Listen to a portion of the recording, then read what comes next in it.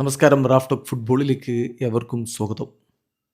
വിലാ ബെൽമിറോയിൽ നടന്ന Corinthians versus Santos മത്സരം, കളിയിൽ ഗ്രൗണ്ട് വളരെ മോശമായിരുന്നു എന്ന പരാതിയുമായിട്ട് നെയ്മർ ജൂനിയർ കളിക്കിടയിൽ തന്നെ സാന്റോസിൻ്റെ സ്റ്റാഫിനെ ബന്ധപ്പെട്ടു. അദ്ദേഹം പറഞ്ഞു, ഇത് ബ്രസീൽ മാധ്യമങ്ങൾ റിപ്പോർട്ട് ചെയ്യുന്ന കാര്യമാണ്, നിങ്ങൾ തീർച്ചയായിട്ടും സഹായിച്ചേ പറ്റൂ, ഇത് വളരെ ഹൊറിബിളായിട്ടുള്ള പിച്ചാണ്.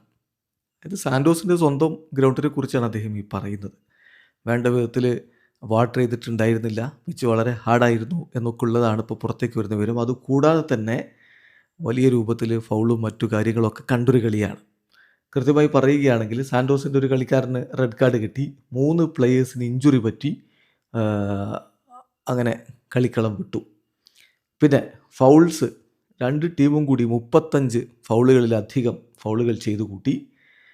അതുപോലെ തന്നെ വളരെ എക്സ്ട്രീംലി സിവിയർ ആയിട്ടുള്ള ഫൗളുകളാണ് പലപ്പോഴും നടന്നത്. നെയ്മർ ജൂനിയർ 2 തവണയാണ് കളിക്കളത്തിൽ ഫൗൾ ചെയ്തിട്ടുള്ളത്. തീർച്ചയായിട്ടും 100 മിനിറ്റോളം 2 ടീമും ഇങ്ങനെ ഫൗളും മറ്റു കാര്യങ്ങളൊക്കെ ഉള്ളത് കൊണ്ട് കളി നീണ്ടു പോകുന്ന ഒരു അവസ്ഥയുണ്ട്. 2 ടീമും കളിക്കേണ്ട അവസ്ഥയും വന്നു. തീർച്ചയായിട്ടും ഒരു കാടൻ കളിയാണ് സംഭവിച്ച നേരത്തിൽ തർക്കമില്ല. കളിക്ക് ശേഷം നെയ്മർ ജൂനിയർ ഇത് തുറന്നു പറയുകയുണ്ടായി, മോശം ഗ്രൗണ്ടായിരുന്നു എന്നുള്ളത്. അദ്ദേഹം പറയുന്നു, ഞങ്ങൾക്ക് കുറച്ചുകൂടി നന്നായിട്ട് കളിക്കാൻ പറ്റുമായിരുന്നു, അത് ഉറപ്പാണ്. പക്ഷേ ഇത് ഞങ്ങൾ പ്ലെയേഴ്സിൻ്റെ കൺട്രോൾ നിൽക്കുന്ന കാര്യമല്ല, ഇത് മാനേജേഴ്സിൻ്റെയും അഡ്മിനിസ്ട്രേഷൻ്റെയും ഒക്കെ റെസ്പോൺസിബിലിറ്റിയാണ്. പിച്ച് കണ്ടീഷൻ മോശമായിരുന്നു.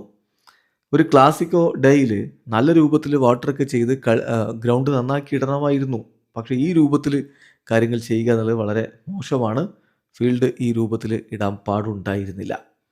പിന്നെ തീർച്ചയായിട്ടും ഈ മാച്ച് ഇത്തരം കാര്യങ്ങൾ കൊണ്ട് സ്ലോ ആയി. ഞങ്ങളെ സംബന്ധിച്ചിടത്തോളം പ്ലെയേഴ്സിന് അത് ബുദ്ധിമുട്ടുണ്ടാക്കുന്നു. അതുകൊണ്ടാണ് ഞാൻ എല്ലാവരോടും സംസാരിച്ച് കാര്യങ്ങൾ പറയുന്നത്. ഇത് നിങ്ങളുടെ റെസ്പോൺസിബിലിറ്റിയാണ്, പിച്ചിൻ്റെ കാര്യങ്ങൾ നോക്കുക, അത് മെയിൻറ്റെയിൻ ചെയ്യുക എന്നുള്ളത്. ആൻഡ് ഓഫ് കോഴ്സ് ഇതുകൊണ്ടല്ല ഞങ്ങൾ മോശമായി കളിച്ചത്, അങ്ങനെയുള്ളൊരു എക്സ്ക്യൂസ് ഒന്നും എനിക്കില്ല. പക്ഷേ ഇത് കളിയെ ബാധിച്ചു, തടസ്സപ്പെട്ടു, ക്വാളിറ്റി ഫുട്ബോളിനെ തീർച്ചയായിട്ടും ബാധിക്കുന്നുണ്ട് എന്നുകൂടി നെയ്മർ ജൂനിയർ പറയുകയുണ്ടായി.